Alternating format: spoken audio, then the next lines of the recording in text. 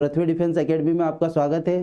दोस्तों, रोज की तरह हम साइंस के 30 क्वेश्चन लेके आए हैं आपके बीच, और यहाँ पे हम फिजिक्स, केमिस्ट्री, बायोलॉजी तीनों क्वेश्चन पे बात कर रहे हैं। तो दोस्तों, अपने दोस्तों जो भी हैं, अपने दोस्त लोग, उनको लिंक शेयर कर दीजिए ताकि ज़्यादा से ज़्यादा बच्चे हमारे साथ जुड़ पाएँ और कमेंट कर सकें, जिससे कि आप सबकी तैयारी भी बहुत अच्छी हो पाए। और आप सबको जैसा कि पता है, ये OMR सीट है, इसको भी आपको फिल करना है। यदि ये नहीं है तो पेज पे भी आप आंसर लिख सकते हैं। ठीक है, तो हम अभी स्टार्ट करने वाले हैं अपनी क्लास। जल्दी जल्दी लोगों को जोड़िए आप। ठीक है,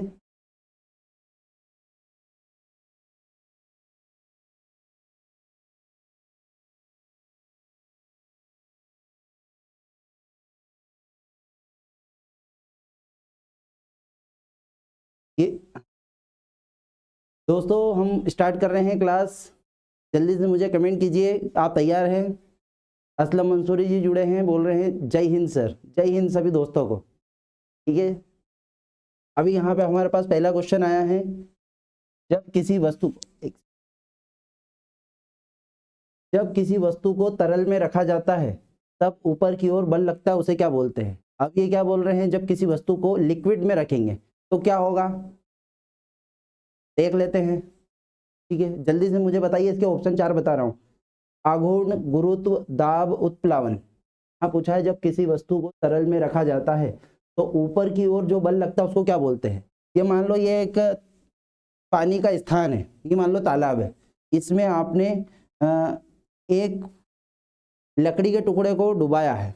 किसको? लकड़ी के टुकड़े। तो लकड़ी के टुकड़े का दबाव नीचे की ओर लगेगा, बदले में पानी भी उसको एक बल देगा। उस बल का नाम पूछा है। तो पानी कौन सा बल देगा? वो देगा उत्प्लावन बल। उत्प्लावन बल। ठीक है, ये उत्प्लावन बल ऊपर की ओर लगेगा और लकड़ी के टुकड़े के द्वारा नीचे की ओर बल लगेगा।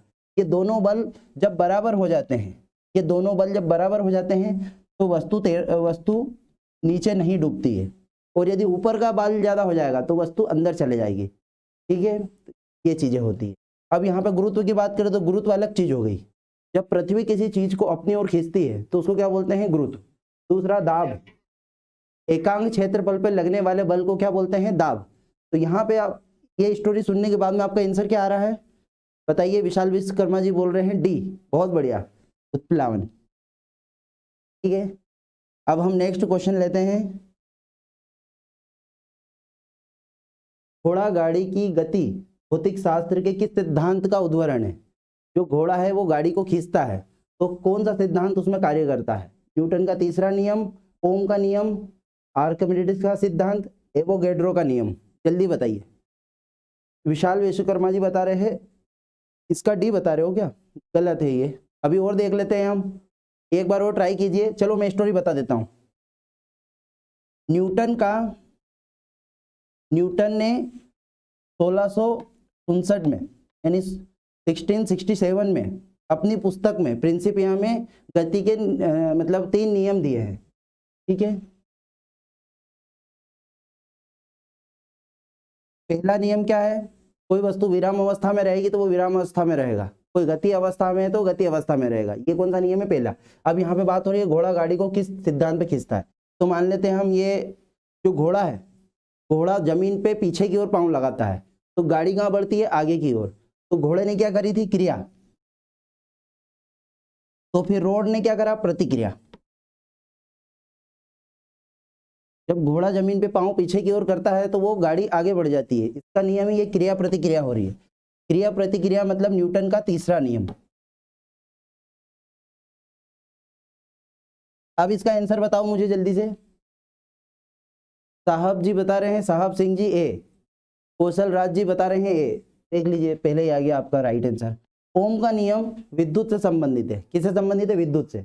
आर्किमिडीज का सिद्धांत तैरने से संबंधित है। एवोगैड्रो का नियम गैस से संबंधित है। तो आपको चारों ऑप्शन क्लियर हुए। दोस्तों, ये सारे क्वेश्चन हम रिपीट ले रहे हैं, ये बहुत इंपॉर्टेंट क्वेश्चन है जो आपके कई एग्जामों में आए हुए हैं। तो हम ये चाह रहे हैं कि आपका एक बार इनका पूरे का रिवीजन करवा दें। तो आप मेरे साथ जुड़े रहिए और अपने दोस्तों को भी जोड़ लीजिए, और ये समझ के वीडियो देखिए कि आपकी एग्जाम चल रही है। ठीक है, आपको सोल्व करना है, क्योंकि मैं कुछ समय रुकता हूँ, आंसर डायरेक्ट नहीं बताता हूँ।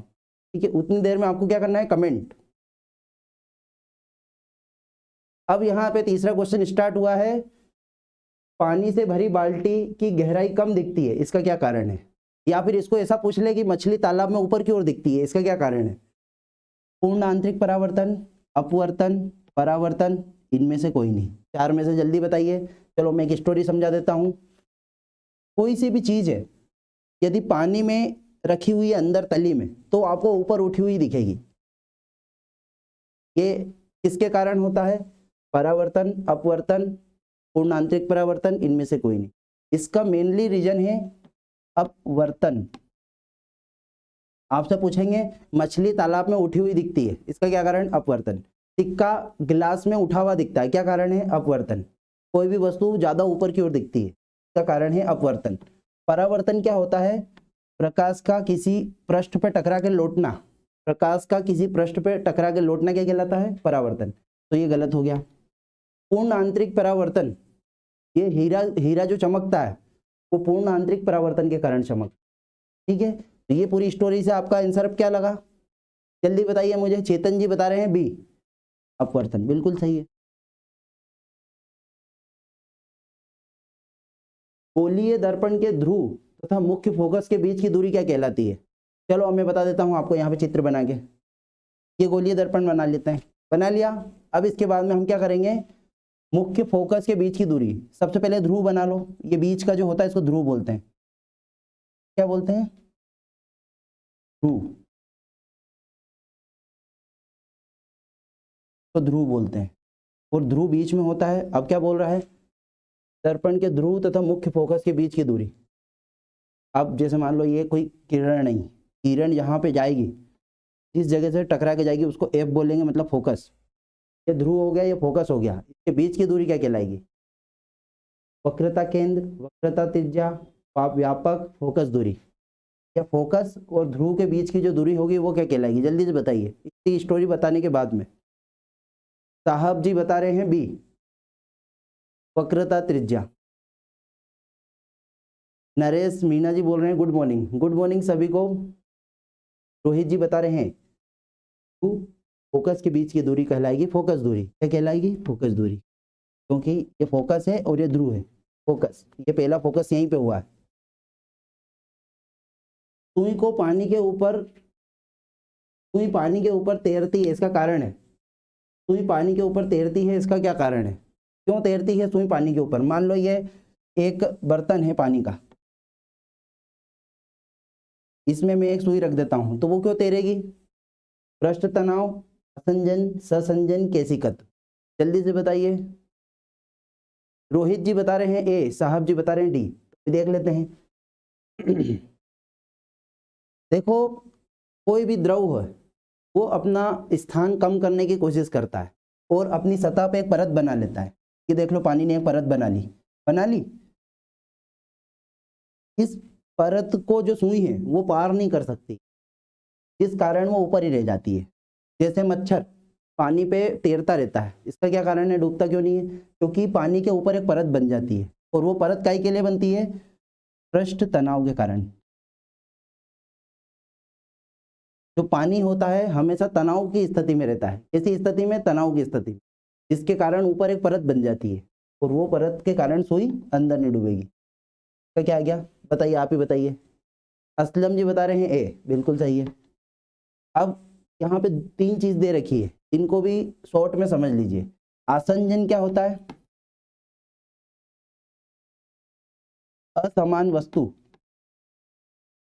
असमान पदार्थ मान लेते हैं, असमान पदार्थ आपस में चिपकते हैं। असमान पदार्थ कैसे? जैसे मिट्टी और पानी आपस में चिपकेंगे, क्या कारण है? आसंजन। ससंजन बल मतलब कैसे? पानी और पानी आपस में चिपकता है, इसको क्या बोलते हैं? ससंजन। केशिकत्व के कारण क्या होता है? केशिकत्व के कारण जो है, जड़ों से पानी ऊपर पहुंचता है। जड़ों से पानी ऊपर कैसे पहुंचता है? केशिकत्व के कारण। और आपके घर में जो लालटेन या चिमनी होती है उसमें तेल ऊपर की ओर पहुंचता है, इसके कारण क्या? केशिकत्व। तो क्लियर हुआ सभी का? अब अगले पे बढ़ते हैं। किसी तारे का रंग से क्या पता चलता है? किसी तारे के रंग से क्या पता चलेगा? तारे की दूरी, तारे का ताप, तारे का भार, तारे का आकार। जल्दी बताइए, जल्दी से। तारे की दूरी, तारे का ताप, तारे का बताइए जल्दी से। विकास गुप्ता जी बता रहे हैं डी, तारे का आकार। तारे का क्या पता चले। चाल विश्वकर्मा जी बोल रहे हैं, पंकज जी बोल रहे हैं बी। अभी देख लो,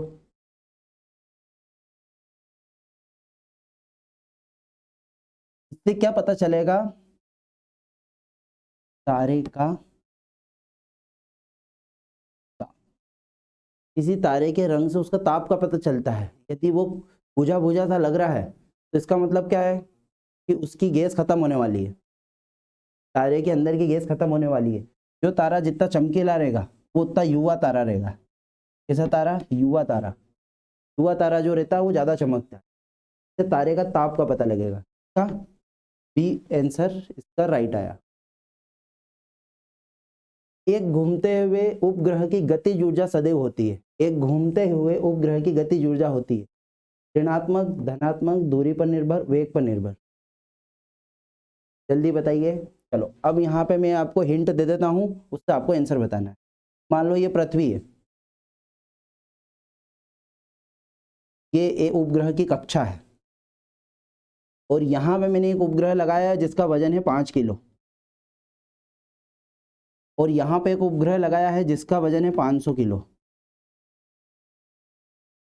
में क्या होगा कि 5 किलो भी उतनी स्पीड से घूमेगा जितना 500 किलो वाला घूमेगा। 5 किलो वाला भी उतनी स्पीड से घूमेगा जितना 500 किलो वाला घूमेगा। यानी ये दूरी पे निर्भर करता है। किस पे? दूरी पर। अब देखो यहाँ पे, अब ये मैंने यहाँ पे पहुँचा दिया। ये मान लो ये 5 किलो वाला यहाँ है, ये 500 किलो वाला यहाँ है, तो ये दोनों भी बराबर स्पीड से ही घूमेंगे, यानी कोई फर्क नहीं पड़ रहा कि घूमते हुए उपग्रह की गति ऊर्जा सदैव होती है ऋणात्मक, ये भी गलत, धनात्मक गलत, दूरी पर निर्भर, वेग पर निर्भर। अब बताइए, जो जितना नजदीक रहेगा उतनी तेज घूमेगा, जो जितना दूर रहेगा उतनी धीरे घूमेगा। ठीक है, इसका आंसर क्या आया? दूरी पर निर्भर। कॉन्सेप्ट पकड़ के चल रहे हो ना, कॉन्सेप्ट से जल्दी हो जाता है। आप इसको यदि रटोगे तो नहीं होगा। अभी देखो अपने कॉन्सेप्ट लगाया, जो जितना पास उतना तेज घूमेगा, जो जितना दूर उतना धीरे घूमेगा। ठीक है, ये भी क्लियर हुआ। और उसका वेग तो दूरी पर निर्भर कर रहा है। बंद कमरे में पंखा चलाने पर कमरे का ताप बढ़ता है, घटता है, अपरिवर्तित रहता है, गर्मियों में बढ़ता है, सर्दियों में घटता है। जल्दी बताइए। अब क्या हो रहा है? कमरा बंद है और उसमें पंखा चल रहा है, तो क्या होगा? कमरे का ताप क्या होगा? कमरे में वायु का आदान प्रदान नहीं हो रहा है, तो इसका क्या हो जाएगा? ए, कमरे का ताप बढ़ जाएगा। ठीक है, इस ऐसा क्वेश्चन ये भी पूछ सकते हैं आपसे। ये क्वेश्चन पूछ सकते हैं कि एक बंद कमरे में फ्रिज खोल दिया है तो क्या होगा? क्वेश्चन ये पूछेंगे कि एक बंद कमरे में फ्रिज खोल दिया है तो क्या होगा? कमरे का ताप बढ़ जाएगा। फ्रिज का ढक्कन खोल दिया आपने बंद कमरे में तो क्या होगा? ताप बढ़ जाएगा। उसी प्रकार पंखा चला दिया तो ताप बढ़ जाएगा। इसका आंसर ए आएगा। अगला देखते हैं। एक आदर्श गैस में समतापीय प्रसार किया जाता है तो उसकी आंतरिक ऊर्जा, एक आदर्श गैस में समतापीय प्रसार किया जाता है, उसकी आंतरिक ऊर्जा क्या हो जाएगी? प्रसार किया जाता है, आंतरिक ऊर्जा क्या होगी? बढ़ेगी, कम होगी? कोई नहीं, आदर्श गैस का बोल रहे हैं।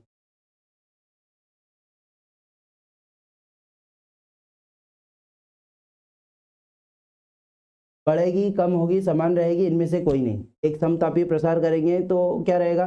हाँ देखो, एक शब्द लिखा आदर्श गैस। आदर्श गैस में जब भी समतापीय प्रसार करेंगे तो उसकी आंतरिक ऊर्जा समान रहेगी। क्या रहेगी? समान, ना तो बढ़ेगी ना कम होगी। ठीक है, ये हो गया। एरीनाइट बैरोमीटर का प्रयोग किया जाता है। बैरोमीटर वह यंत्र है जिसके माध्यम से वायुमंडल नापते हो। क्या नापते हो? वायुमंडल दाब। अब ये क्या होता है वायुमंडल दाब? ये मान लो ये पृथ्वी है, पृथ्वी के ऊपर क्या है? वायुमंडल है। ये क्या है? वायुमंडल। वायुमंडल नीचे की ओर दाब लगाता है। क्या लगाता है? दाब। हम भी महसूस करते हैं, अपने ऊपर एक दाब महसूस करते हैं कि नहीं? हम बिल्कुल करते हैं। किसके कारण? वायुमंडल दाब के कारण। तो पृथ्वी पे वायुमंडल द्वारा जो दाब लगाया जाता है उसको बोलते हैं वायुमंडल दाब। तो यहाँ पूछा एरिनाइट बैरोमीटर। अब बैरोमीटर के कई प्रकार है, पारा बैरोमीटर भी है, धातु बैरोमीटर भी है। तो इसका आंसर क्या आएगा जल्दी बताइए। शुभम आईपीएस डी बता रहे हैं, अर्पित ठाकुर जी ए बता रहे हैं, मोहम्मद सिंह चौहान, मनमोहन सिंह चौहान बी बता रहे हैं। देख लेते हैं। एरिनाइट बैरोमीटर में हम धातु यूज करते हैं और वो होती है तांबा। इस टाइप का रहता गोल। इसका आंसर क्या आएगा इस हिसाब से डी, क्योंकि यहाँ धातु नाम की कोई चीज है नहीं। गलत। किसी परमाणु के रासायनिक गुण निर्भर करते हैं, किसी परमाणु के रासायनिक गुण निर्भर करते हैं। जैसे हाइड्रोजन का नंबर क्या है 1, हीलियम का क्या है 2, लिथियम का क्या है 3, कार्बन का, hydrogen helium lithium beryllium, beryllium का कितना 4, इसी प्रकार कार्बन का 6 है। तो ये किस पे निर्भर कर रहा है। अब ये क्या बढ़ रहा है, क्रमांक बढ़ रहा है कि नहीं, 1 2 3 4 6, क्या बढ़ रहा है क्रमांक। क्या होगा, परमाणु के रासायनिक गुण निर्भर करेगा क्रमांक बंधन हो। अब बताइए स्टोरी पढ़ने के बाद में, हाइड्रोजन क्यों है ऐसा, क्योंकि उसका परमाणु क्रमांक 1 है। हीलियम क्यों है ऐसा, उसका परमाणु क्रमांक, बिल्कुल सारे ही बच्चे सही बता रहे हैं, क्योंकि स्टोरी सुन के जब आप करोगे तो जल्दी सही बताओगे। उसका परमाणु क्रमांक। हाइड्रोजन गैस सीधी क्रिया नहीं करती, हाइड्रोजन गैस सीधी क्रिया नहीं करती। किससे नहीं करेगी, Na से, पोटेशियम से, कॉपर से, जिंक से, सोडियम से, पोटेशियम से, ये क्या कॉपर से, जिंक से। जल्दी बताइए। संजय जी बता रहे हैं बी, शुभम जी बता रहे हैं बी, बताइए जल्दी। कमलेश जी भी बता रहे हैं। तो क्या आएगा, इसका आंसर हम पहले भी कर चुके हैं। इसका क्या आएगा Cu, कॉपर। ठीक है। बिजली गिरते समय, बिजली गिरते समय कौन सी गैस पैदा होती है। आपसे पूछा बिजली गिरते समय कौन सी गैस पैदा होगी, nitric oxide, oxygen, carbon dioxide, chlorine. बिजली गिरते समय कौन सी गैस पैदा होगी, अब बता देता हूं। ये बादल है, ये भी बादल है, ये दोनों आपस में टकराते हैं तो बिजली पैदा होती है। क्या पैदा होती है, बिजली। अब ये जब बिजली पैदा होगी तो वायुमंडल में एक गैस उत्पन्न कर देगी, उसका नाम है नाइट्रिक ऑक्साइड। चलो बताइए, अब आंसर बताइए। इसका आंसर क्या आया, नाइट्रिक ऑक्साइड। जब बिजली गिरेगी तो नाइट्रिक ऑक्साइड उत्पन्न करेगी। बैटरी द्वारा दी गई विद्युत धारा को हम कह सकते हैं, बैटरी द्वारा दी गई विद्युत धारा को हम कह सकते हैं। असलम मंसूरी जी बता रहे हैं ए।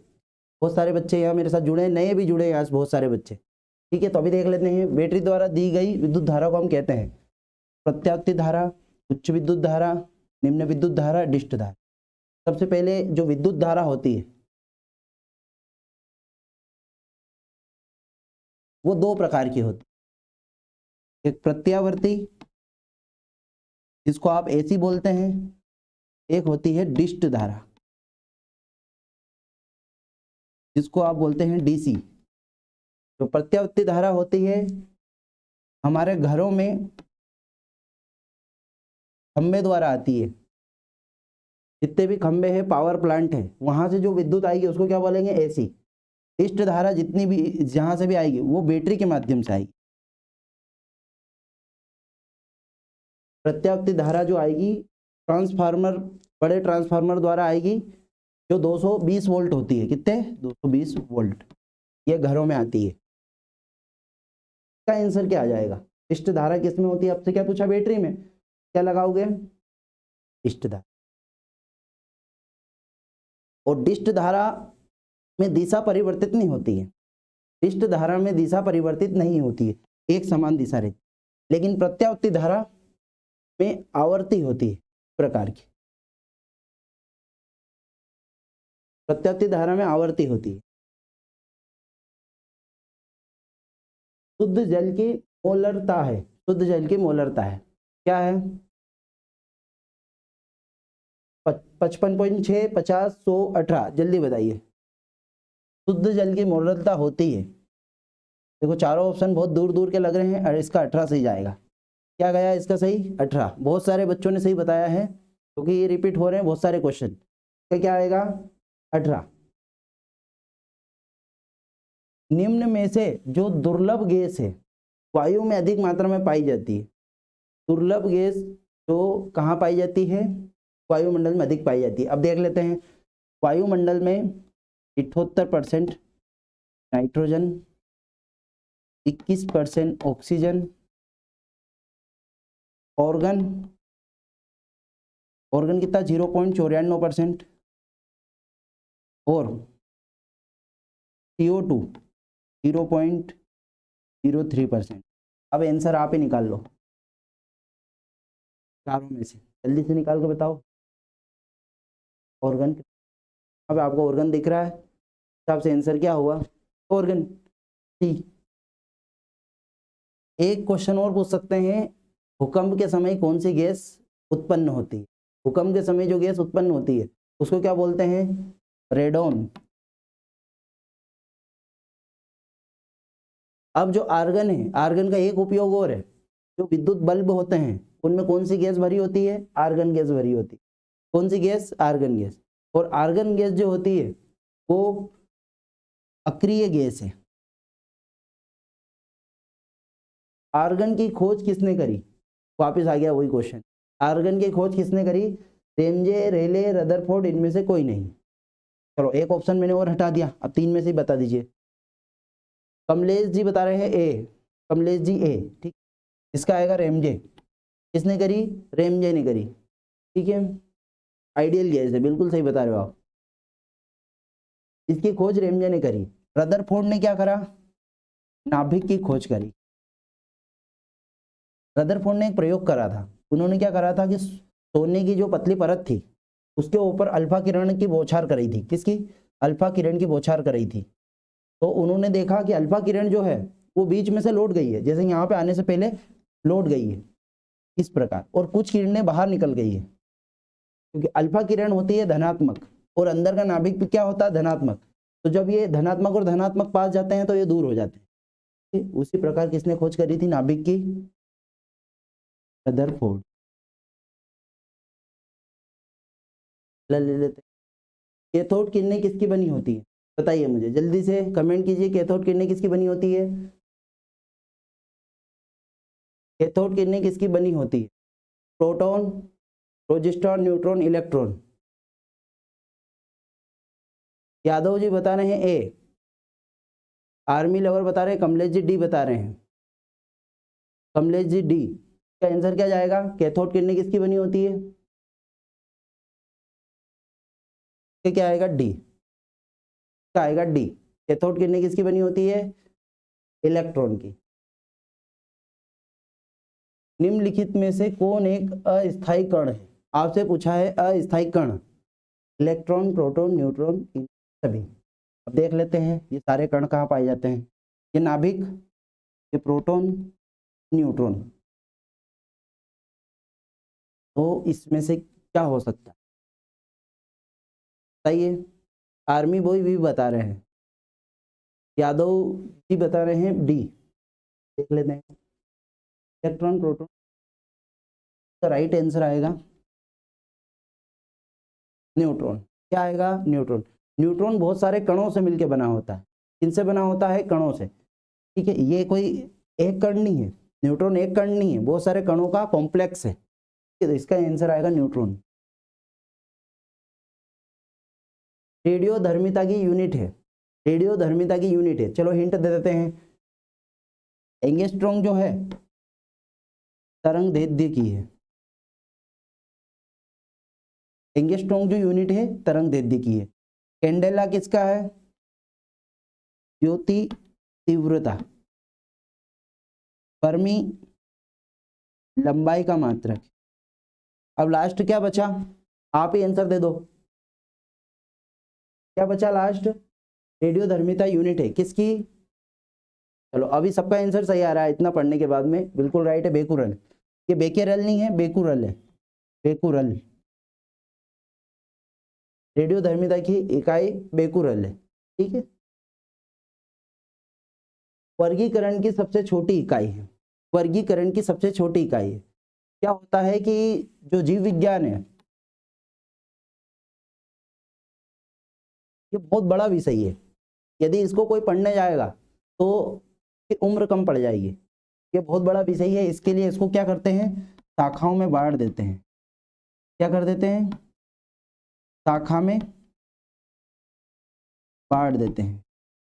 अब क्या होता है कि हमारे जीव जंतु की प्रजाति है वो बहुत ज़्यादा है, लगभग 5 लाख जातियां हमारे यहाँ मौजूद है। कितनी? 5 लाख। अब 5 लाख के अपन नाम याद रख सकते हैं क्या? नहीं रख सकते, इसके लिए हम उसको बांट देते हैं छोटी छोटी इकाई में। तो आपसे पूछ रहे हैं वर्गीकरण की सबसे छोटी इकाई क्या है, तो इसका आएगा जाति।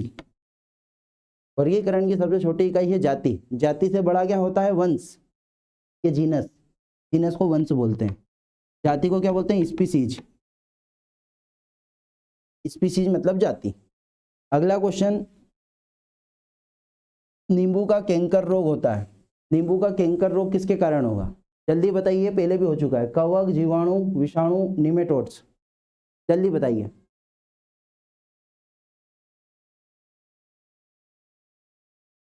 जल्दी बताइए, नींबू का कैंकर रोग किससे होता है? कवक से, जीवाणु से, विषाणु से, निमेटोड्स।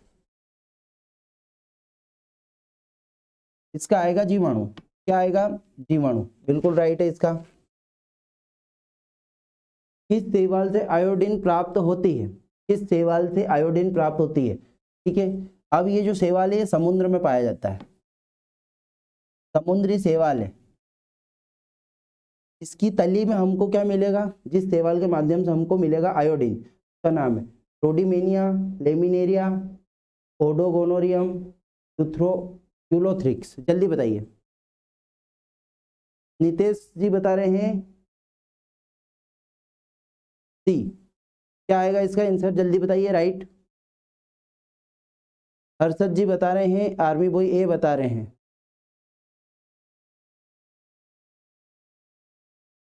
बताइए, इसका आंसर क्या आएगा? बी। ठीक है, ये समुद्री लेमिनेशिया है, ये लेमिनेशिया। लेमिनेशिया जो है समुद्री शैवाल है, जिससे क्या मिलेगा हमको? आयोडीन मिलेगी। निम्नलिखित में से कौन सा संयोजक ऊतक नहीं है? कनेक्टिव टिश्यू पूछ रहे हैं आपसे। क्या पूछ रहे हैं? Connective tissue. ठीक है, अभी देख लेते हैं। हड्डी, हड्डी एक हड्डी को दूसरी हड्डी से जोड़ती है, मतलब हड्डी हड्डी से आपस में जुड़ी रहती है, तो कैसी है? कनेक्टिव है। क्या है? कनेक्टिव। उपास्थि, ये भी कनेक्ट करती है शरीर को, तो ये भी सही हो जाएगा। रक्त पूरे शरीर को कंट्रोल करता है, मतलब पूरे शरीर में जोड़ के रखता है। अब इसका आंसर क्या जाएगा? कंकाल पेशी। राइट आंसर कंकाल। ठीक है, तो ये जो होता है ऊतक, एक तो संयोजी ऊतक होता है, एक उपकला ऊतक होता है।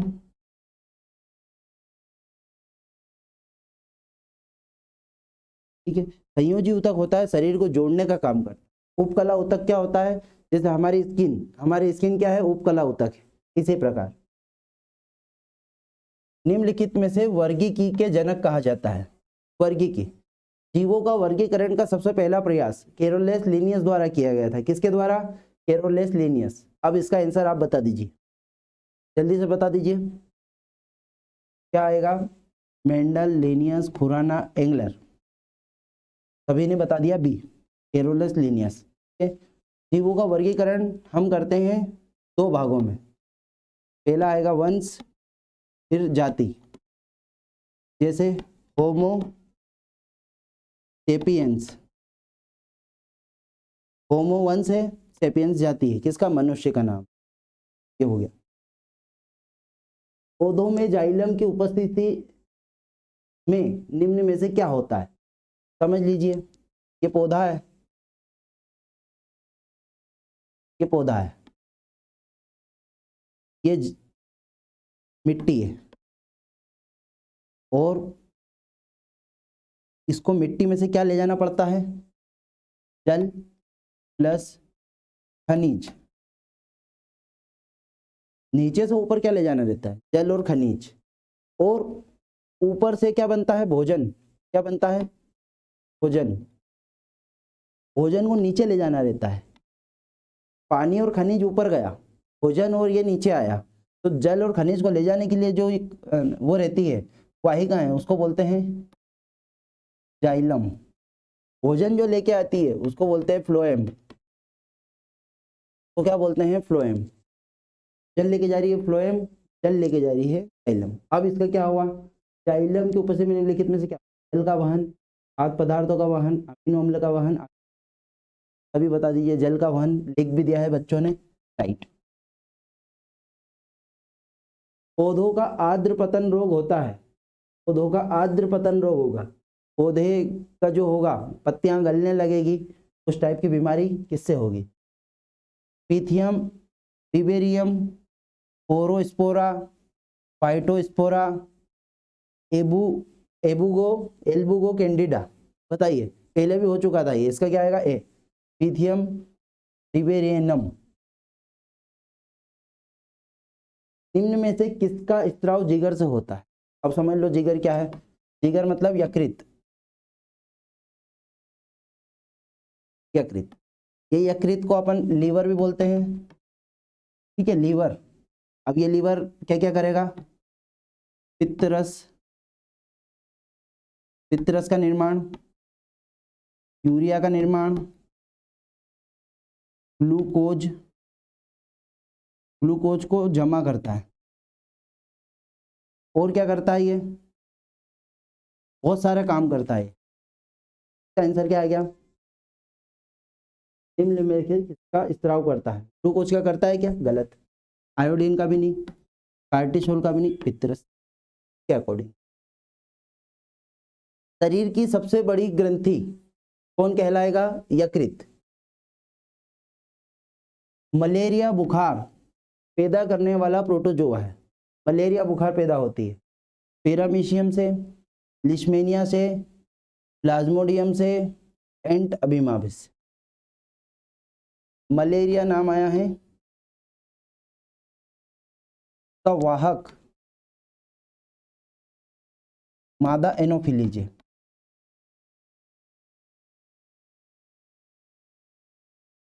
वाहक का मतलब होता है एक जगह से दूसरी जगह ले जाने वाला। वो कौन है? मच्छर है। लेकिन मच्छर के अंदर एक प्रोटोजोआ है, उस प्रोटोजोआ का नाम है प्लाज्मोडियम। अब बताइए मुझे आंसर। पैरामीशियम, लिशमेनिया, प्लाज्मोडियम, एंट अमीबा। क्या आया इसका आंसर? सी, फुल राइट। कौन कौन जुड़ा है अभी? नए बच्चे, नवीन यादव जी जुड़े हैं, रोहित जी, मनोज तिवारी जी, हर्षद जी, चौधरी जी। ये बहुत बढ़िया, आप सही आंसर दे रहे हैं। मलेरिया किससे? प्लाज्मोडियम से। वायु में नाइट्रोजन की मात्रा है।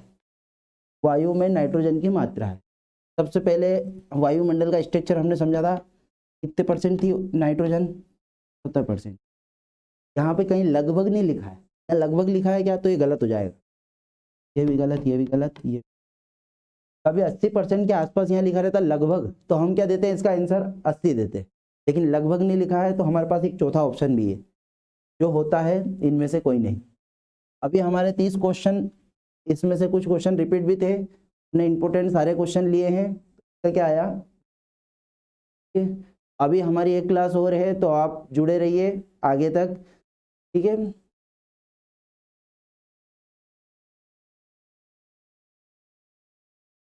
अपने दोस्तों को भी शेयर करेंगे, क्योंकि ये आपके लिए चल रही है क्लास। हम चाहते हैं कि आपका एग्जाम में ज़्यादा ज़्यादा स्कोर हम करवा सकें और आपका सिलेक्शन सुनिश्चित कर सकें, ठीक है। तो अब हम कल मिलेंगे, जब तक के लिए जय भारत, जय हिंद।